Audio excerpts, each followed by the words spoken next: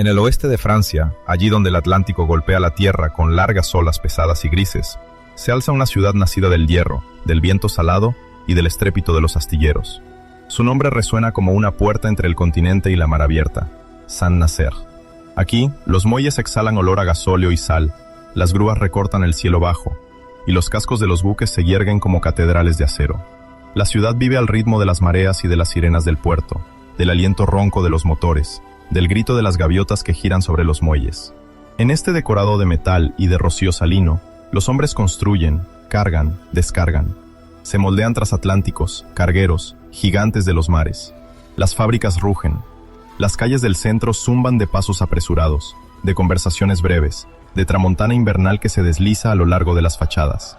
Y, en el corazón de esta agitación, silenciosa, protegida tras su piedra y su autoridad, vela otra fortaleza, más discreta, más secreta, la sucursal del Banco de Francia. Se alza en el centro de la ciudad, a 2 pasos de los comercios, no lejos de los ejes por donde circulan cada día asalariados, jubilados, estudiantes, anónimos. Cuando la mañana se abre, las persianas metálicas se levantan alrededor, los escaparates se iluminan, los autobuses descargan racimos de viajeros. Pero sobre este edificio cae otro tipo de luz, más fría, más severa, porque tras sus muros no hay puestos de venta, ni ventanillas de una agencia ordinaria. Es un depósito de numerario, un nudo vital de la sangre monetaria de la región. Depende de la sucursal de Nantes, pero su papel, en este inicio del año 2004, es completo, preciso, vital. Aquí no se gestionan simples cuentas de particulares. Se recibe, se clasifica, se almacena, se redistribuye. Los billetes se amontonan en fajos calibrados, las monedas tintinean en contenedores sellados. Aquí transitan las reservas que alimentan los cajeros automáticos, las cajas de los bancos comerciales, las ventanillas que jalonan las ciudades y pueblos del oeste atlántico. En las gruesas cajas fuertes que reposan bajo sus suelos, en sus salas cerradas donde se cuenta, se vuelve a contar, se verifica. Cada billete es un fragmento del pulso económico de la región. Los establecimientos bancarios depositan allí sus excedentes, extraen de allí sus necesidades. Cada día hábil, furgones blindados se presentan allí, cargados de metal y papel, o se marchan cargados con esos bloques de valor de los que depende la vida cotidiana. Retiradas de salarios, compras, pagos. La sucursal es un órgano, discreto pero indispensable, en el corazón de un cuerpo mucho más grande que la propia Saint-Nazaire. En 2004, las puertas se abren y se cierran según un ritmo preciso. Los accesos están controlados. Los circuitos de entrega de fondos siguen reglas fijadas, rígidas. Nadie penetra en las zonas sensibles sin ser esperado, identificado, acompañado. El Banco de Francia no es un banco entre otros. Es una institución pública independiente, sometida al imperio del Código Monetario y Financiero. Lleva, grabadas en su propia misión, obligaciones de seguridad y de conservación que superan las de una agencia ordinaria. Custodia una parte de las reservas en numerario del país. Su responsabilidad es pesada. Sus muros deben ser para los delincuentes lo que las murallas eran antaño para los asaltantes. Un límite, una amenaza, una promesa de resistencia. En estos años de comienzos del siglo XXI, Francia ya se ha endurecido. Los ataques contra furgones blindados, los atracos a depósitos de fondos, ya no son mitos lejanos.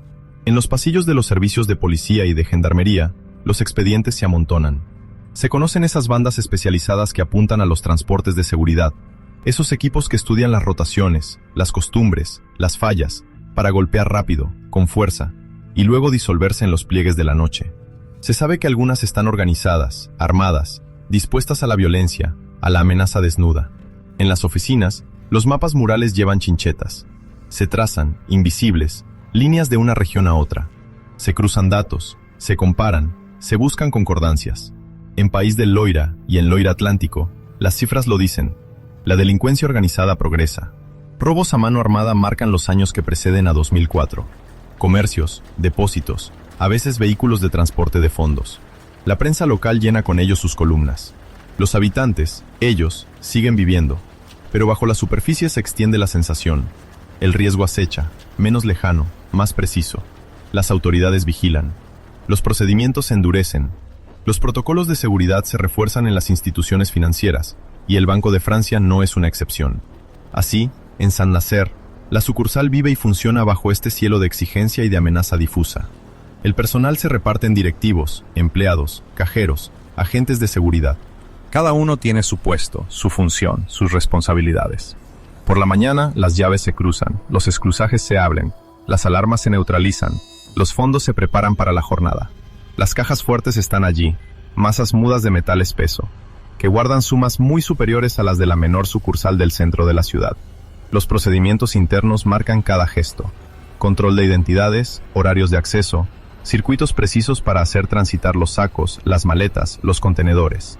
En caso de alerta, el enlace con las fuerzas del orden está previsto, enmarcado, reglamentado.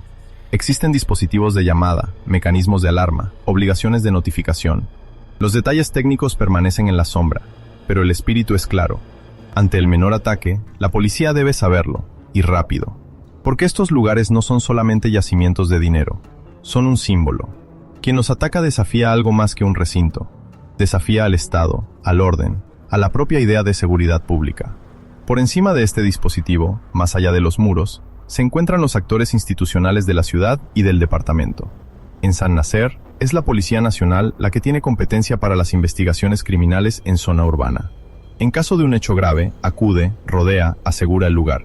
Y si estalla un robo a mano armada, si surge la palabra atraco, la mecánica se pone en marcha. La Fiscalía de San Nacer, por voz del fiscal de la República, abre una investigación, en flagrancia o a título preliminar, según las circunstancias. Puede ordenar que se designe a jueces de instrucción, orientar las investigaciones, dar el impulso judicial que transformará los hechos brutos en elementos de expediente. Para los asuntos más complejos, aquellos que llevan la marca de una organización, de una preparación, de una banda estructurada, la Policía Judicial toma el relevo. En Nantes, el Servicio Regional de Policía Judicial vigila, listo para hacerse cargo de esos casos en los que la violencia se convierte en método, en los que los agresores no se contentan con el azar, sino que construyen un plan. Si los hechos lo justifican, una jurisdicción interregional especializada puede aparecer en el horizonte, como un nivel suplementario de análisis y de enjuiciamiento. El aparato es vasto, gradual, dispuesto a responder. Sin embargo, en la víspera del martes 17 de febrero de 2004, persiste un velo. Porque si la historia recordará este día como el del atraco al Banco de Francia de San Nacer, sus bastidores, en cambio, permanecen sumidos en la penumbra. Los archivos abiertos al público, la prensa, las decisiones de justicia accesibles no revelan la trama fina de la preparación. No hay rastro oficial de vigilancias detalladas, de reuniones secretas en estacionamientos desiertos o en apartamentos alquilados para la ocasión. Ningún inventario público de las armas adquiridas, de los vehículos comprados o robados, de las complicidades internas o externas, si es que existen. Los hombres que van a golpear, si se reúnen, si observan, si toman notas en el silencio de las noches de febrero, dejan pocas huellas en la superficie. Los documentos judiciales completos, por su parte, no se desvelan, o permanecen encerrados en rejillas de consulta inaccesibles para el gran público. No se puede, por tanto, ni dibujar con precisión su rostro, ni trazar el organigrama de su grupo. No se conoce la estructura íntima de su banda, ni la jerarquía de quienes ordenan, de quienes ejecutan, de quienes borran las huellas.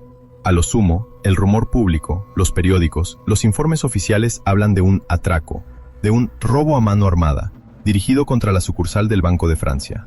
Palabras pesadas, que llevan en sí mismas una certeza. Allí donde se aplican, hay armas, o amenaza de armas. Entonces las horas transcurren. Febrero despliega sus días cortos, su cielo a menudo bajo. En San Nacer, los buques esperan las mareas, los astilleros prosiguen su labor, la ciudad respira, sin saber aún que una de sus fortalezas silenciosas va a ser golpeada.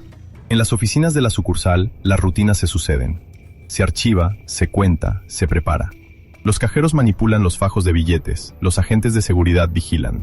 Las cajas fuertes engullen o devuelven los sacos sellados. Fuera, los transeúntes apresuran el paso contra el viento que sube de los muelles. Nada deja presagiar que, pronto, esta ciudad industrial, este puerto atlántico, se convertirá en el teatro de una afrenta a las leyes del dinero y del Estado. Luego llega el día. Martes 17 de febrero de 2004. Un día laboral de semana, un día como los demás en apariencia. Los campanarios marcan las horas, las oficinas se abren, los camiones se lanzan hacia las zonas industriales, los colegiales se ríen demasiado fuerte a la salida de los autobuses. En la sucursal, los procedimientos de la mañana se encadenan, o bien la jornada se despliega ya sobre su inercia, según la hora a la que vayan a producirse los acontecimientos. De lo que se está seguro es de que el ataque no golpea de noche, sino en pleno funcionamiento del mundo ordinario, en la franja en la que los empleados están en su puesto, en la que la máquina bancaria funciona. Dentro de los muros securizados donde reposan los fondos, el aire es más pesado, más denso. Los ruidos allí son amortiguados, medidos. Las puertas de seguridad se cierran con un sonido sordo. Las llaves giran, se introducen los códigos, los controles se suceden. Cada gesto parece codificado, cada desplazamiento inscrito en una regla. Sin embargo, en este día de febrero, otro movimiento se insinúa en ese ballet reglado. Individuos armados penetran en la Banque de France de Saint-Nazaire. Su número exacto, la prensa y las fuentes lo fijarán o lo dejarán a veces en una zona de incertidumbre. Pero una cosa es segura, no vienen a negociar ni a discutir, vienen a imponer. Sus siluetas franquearon un umbral que, para la ciudad, parecía intangible. Pasan de las calles banales al interior de un santuario monetario, y con ellos, es la violencia la que entra, condensada, tensa. La amenaza cae. Las voces se endurecen, los gestos se vuelven netos. Las armas, o la promesa de su uso, se interponen entre el personal y el resto del mundo. Se constriñe, se ordena, se conmina a entregar los fondos. El robo a mano armada, en toda su desnudez, toma forma. Los empleados se encuentran ante la brutal irrupción del peligro, con sus ojos fijos, sus brazos extendidos, sus órdenes que no admiten demora. Los detalles del modo de entrada, ya se trate de un forzamiento, de una intrusión durante las horas de apertura o de la utilización de un acceso reservado, solo se dejan conocer en la medida en que la prensa o las decisiones judiciales los evocan. Pero el resultado, ese, es claro. La fortaleza ha sido violada. Los vehículos que los trajeron hasta allí, que quizá los esperan en el exterior, permanecen medio velados en el relato público. Berlinas, furgonetas, coches robados o no, su descripción solo surge en fragmentos, si es que se menciona. No siempre se sabe con precisión cuánto tiempo dura la operación. Unos minutos, algo más. El tiempo, para las víctimas, se dilata. Para los atracadores, está contado, cada segundo pesado como un riesgo. Los dispositivos de seguridad, alarmas, videovigilancia, puertas blindadas, permanecen también en una bruma voluntaria. Nada se filtra de sus eventuales neutralizaciones, de los detalles técnicos que las autoridades mantienen fuera de la luz pública. Los atracadores obtienen lo que han venido a buscar: fondos en efectivo, billetes de euro, preparados, acondicionados, atados en fajos, colocados en contenedores adecuados. Es la savia prevista para alimentar cajeros y bancos de la región la que cambia bruscamente de destino. El importe del botín, por su parte, surge en los primeros teletipos como una suma importante. A veces, se avanza una cifra o una horquilla, si las fuentes lo permiten. Pero lo que domina, en el eco mediático, es la amplitud percibida. No es solo un cajón de caja el que se vacía, es un fragmento mayor de las reservas de un territorio el que se volatiliza entre las manos de un equipo decidido. Los otros valores, oro, títulos, documentos sensibles, quedan en segundo plano, o incluso intactos, si así lo indican las fuentes. Los atracadores buscan el líquido, lo concreto, lo que se transporta rápido, lo que se blanquea, lo que circula. Lo demás, si se deja, da fe de su objetivo preciso. Frente a ellos, hay empleados, hombres, mujeres, que aquella mañana solo esperaban el desarrollo reglado de una jornada de trabajo. ¿Han resultado heridos? Los artículos de prensa, según lo que relaten, hablan o no de víctimas físicas. A veces tranquilizan. Ningún herido, solo el miedo, el encañonamiento, la retención temporal. A veces mencionan daños más concretos, traumas visibles. Pero siempre, detrás de las palabras, permanece ese choque silencioso. Encontrarse, de pronto, al final de un cañón real o supuesto. Sentir que la vida pende de un gesto de un desconocido venido a romper el orden del día. Las voces tiemblan. Las manos obedecen. Hay que sobrevivir. Las amenazas se inscriben en el aire como golpes de trueno. Quizá algunos sean agrupados, retenidos en una sala, sometidos al miedo de una chispa, de un desliz. Los detalles, si se publican, dibujan la escena.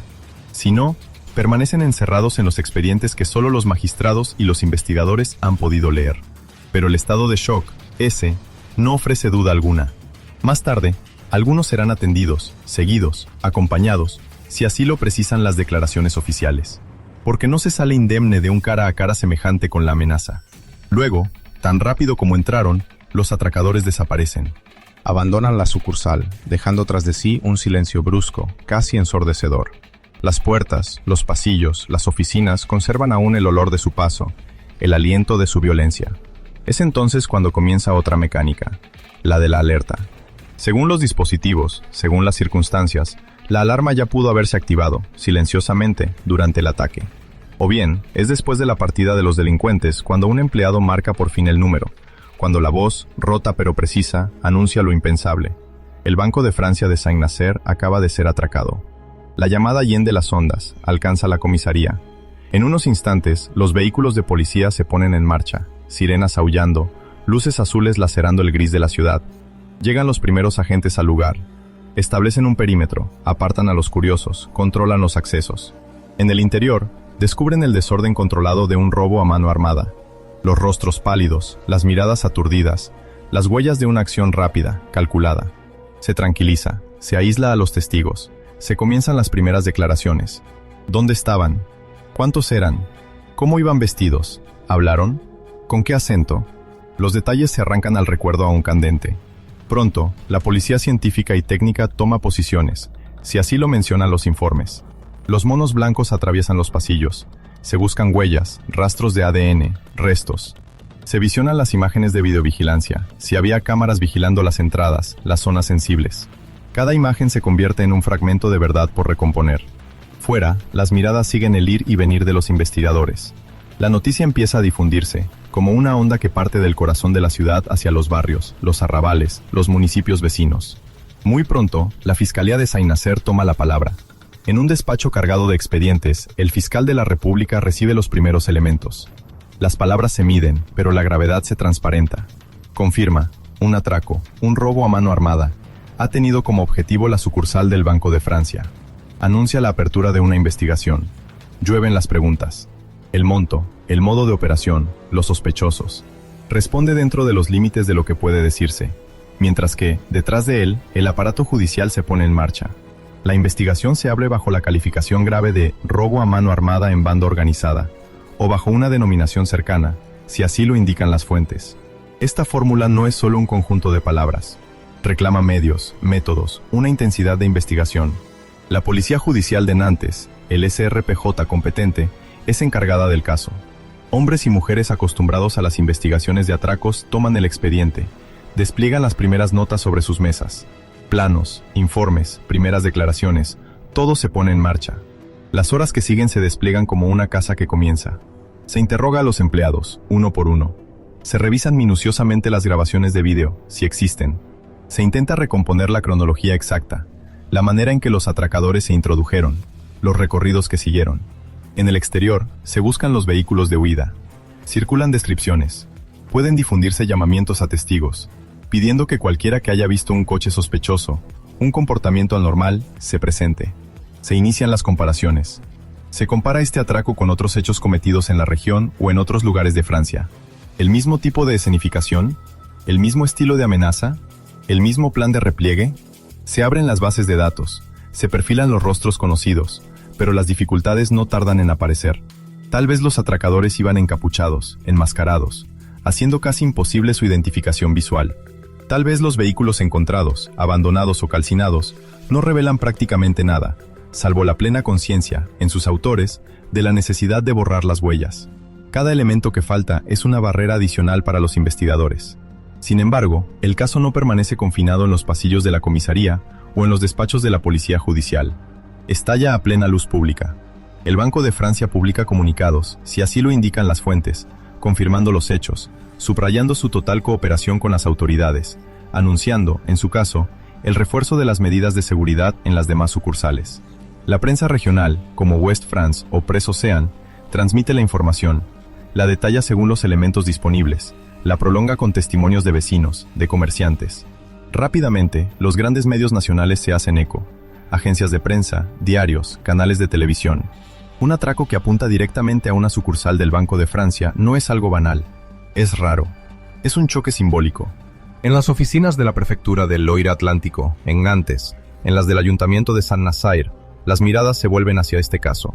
Pueden hacerse declaraciones, denunciando la gravedad del ataque, reafirmando el compromiso del Estado con la seguridad, subrayando el carácter inadmisible de tal audacia criminal en el corazón de la ciudad. Se tranquiliza, tanto como se puede, pero el hecho permanece. En Saint-Nazaire, un grupo armado acaba de desafiar un bastión del poder público. Pasan las semanas, luego los meses. La investigación prosigue, discreta, obstinada. Las pesquisas se ramifican. Se examinan las comunicaciones telefónicas, se intenta identificar posibles contactos, apoyos logísticos. Quizás se pongan en marcha seguimientos, se intensifiquen las vigilancias en ciertos entornos ya conocidos. Los indicios materiales, huellas, rastros de ADN, armas recuperadas, vehículos incautados, se analizan, se cruzan, se verifican. Cada registro domiciliario, si lo hay, puede deparar su lote de sorpresas. Dinero en efectivo sospechoso, material para atracos, documentos comprometedores. A veces, los esfuerzos dan fruto. Se producen detenciones. Surgen nombres. Algunas personas son puestas bajo custodia policial y luego, eventualmente, procesadas por robo a mano armada en banda organizada, asociación de malhechores, encubrimiento u otras calificaciones afines, según el papel que la investigación les atribuya. El número de implicados, la existencia de complicidades para la logística, el suministro de armas, la colocación del botín, todo ello va apareciendo, si las fuentes periodísticas o las decisiones judiciales lo relatan. A veces, es toda una red la que se perfila, con sus ramificaciones. A veces, por el contrario, las pistas se confunden, las certezas se vuelven más escasas. Porque también puede ocurrir, y la historia judicial lo conoce, que un atraco permanezca como una herida abierta, sin rostro claramente identificado. Algunos expedientes quedan huérfanos de culpables. Si, en el caso de Saint-Nazaire, finalmente ninguna persona es remitida ante un tribunal, si la investigación, por falta de pruebas suficientes, no desemboca en un proceso, la prensa o las declaraciones de la fiscalía dan cuenta de ello. La sombra, entonces, persiste. Los autores permanecen en el anonimato, agazapados en algún lugar del país, quizá ya volcados en otras empresas, quizá ocultos tras una vida más tranquila. Pero si tiene lugar un juicio, si un día unos acusados se sientan en el banquillo de una jurisdicción, la escena se desarrolla en otro sitio, en una sala aún más solemne que las oficinas de la Banque de France. Tribunal correccional o corte de lo penal, ordinaria o especial, dependerá de la gravedad retenida, de la calificación de los hechos, del uso de las armas, de la naturaleza de la banda. Se fijan las fechas, el público espera, los periodistas preparan sus crónicas. En la audiencia, los papeles se definen. Algunos son presentados como autores principales, otros como cómplices, logísticos, receptadores, si las crónicas lo detallan. El presidente recuerda los hechos. Un atraco, un día de febrero de 2004, en una ciudad del Atlántico, una sucursal de la Banque de France atacada. Los testigos relatan, los peritos explican, los investigadores desgranan sus indagaciones. Cada elemento fáctico se recuerda, pero sin rebasar nunca lo consignado en el expediente. El Ministerio Público, en nombre de la sociedad, formula sus conclusiones. Solicita penas a la medida de la gravedad de los hechos. Años de prisión, firmeza, ejemplaridad. Los abogados de la defensa, por su parte, alegan, impugnan ciertos puntos, tratan de atenuar, de explicar, de desviar la mano de la justicia hacia la clemencia. Al final, las penas se dictan, si hay condenas. Duración de la reclusión, multas, daños y perjuicios para la Banque de France y, en su caso, para las víctimas directas. A veces, se produce la absolución o la exoneración, si los cargos no bastan. A veces, no se celebra ninguna audiencia, porque los autores siguen siendo desconocidos, o porque el tiempo ha terminado por sofocar las acciones penales. El botín, por su parte, sigue su propio destino. Una parte puede ser hallada durante los registros, guardada en sacos, oculta en escondites. Entonces se anuncian las sumas recuperadas, las circunstancias de su incautación. Pero, a menudo, en la historia de los atracos, una fracción importante se evapora. Circula, se blanquea, se dispersa. Si las autoridades declaran que la mayor parte no ha sido encontrada, el hecho queda consignado, añadiendo al caso una parte de inacabado. La Banque de France, por su lado, absorbe la pérdida mediante sus propios mecanismos internos, sus sistemas de seguros, sus provisiones, si estos elementos se hacen públicos. No permite que el incidente la desestabilice de forma duradera, pero la huella, esa, permanece. Tras un choque semejante, las medidas de seguridad no quedan inmutables. Las sucursales, en toda Francia, examinan sus procedimientos. Se revisan los controles de acceso, se refuerzan los protocolos de transporte de fondos, se afianza la coordinación con las fuerzas del orden. Pueden difundirse circulares internas, recomendaciones contundentes, si la Banque de France o los medios de comunicación las mencionan. El atraco de Saint-Nazaire se inscribe entonces en un contexto más amplio, el de una criminalidad organizada que apunta a los depósitos de fondos, que busca las fallas, que obliga a las instituciones a transformarse, una y otra vez. En la ciudad, la memoria de aquel día no se borra de un plumazo. Los habitantes recuerdan el rumor denso, las sirenas, las cámaras apuntadas a la fachada del Banco de Francia. Algunos comerciantes evocan todavía, años después, esa sensación de inseguridad brutal, esa toma de conciencia, Incluso los muros más gruesos pueden ser blanco de un ataque. La prensa local vuelve a veces sobre el caso, en dosieres retrospectivos dedicados a los grandes atracos en Francia. En ellos se compara, se mide la magnitud del botín, la rareza de un ataque directo contra una sucursal del Banco de Francia. A veces reaparecen los nombres de los protagonistas, si se han dictado condenas. A veces es la ausencia de rostros lo que atormenta el relato. Para el personal de la sucursal, la huella es más íntima. Quienes estuvieron allí aquel martes de febrero pueden beneficiarse de un seguimiento, de un apoyo. Algunos lo superan, otros cargan durante mucho tiempo con los estigmas invisibles de un trauma. No se sale indemne de una confrontación con individuos armados, en un lugar que se creía inviolable. Hoy, cuando se mira hacia atrás, algunos elementos se alzan, sólidos, inquebrantables. Se sabe, con certeza, que el 17 de febrero de 2004, un robo a mano armada golpea la sucursal del Banco de Francia de Saint-Nazaire. Se sabe que tiene como objetivo fondos en efectivo, en billetes de euro, destinados a irrigar los bancos de la región. Se sabe que de inmediato se abre una investigación policial y judicial, que la Fiscalía, la Policía Local, la Policía Judicial se toman el asunto en serio, lo inscriben en su lucha contra la criminalidad organizada. Se sabe, según las fuentes disponibles, si se han identificado, detenido y juzgado sospechosos, o si por el contrario, el caso sigue siendo parcial o totalmente no resuelto. También se sabe qué destino se reservó al botín, recuperado total o parcialmente, o desaparecido en los meandros del tiempo y de los circuitos clandestinos. Pero también se sabe lo que permanece en la sombra, los detalles más finos de la preparación, las reuniones en la oscuridad, la estructura exacta del grupo criminal, la totalidad de las identidades implicadas en esta empresa. Todo ello escapa en gran parte al conocimiento público, por falta de documentos judiciales completos accesibles. Algunas decisiones judiciales no se publican, ciertos actos de procedimiento permanecen confinados en los archivos. La reconstrucción de las responsabilidades individuales sigue siendo, por tanto, para el ciudadano, parcial, fragmentaria. Y sin embargo, el atraco de Saint-Nazaire encuentra su lugar en el gran relato de los ataques a depósitos de fondos en Francia, por la naturaleza de su objetivo, por el símbolo al que golpea, por la suma importante de la que habla la prensa, por la rareza, sobre todo, de una agresión dirigida contra una sucursal del propio Banco de Francia.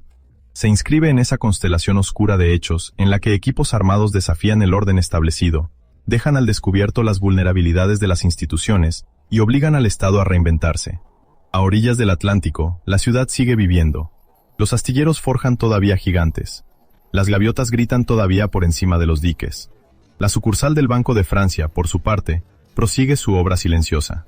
Pero bajo sus muros, en el hueco de su memoria, resuena aún, como un eco lejano, aquel martes de febrero en el que, durante unos minutos, las líneas vacilaron, y en el que el dinero del Estado, frente a la voluntad armada de un grupo de hombres, vaciló también. Un instante suspendido, grabado en la leyenda oscura de los atracos del país. Una cicatriz, desde entonces, en la piedra y en los espíritus.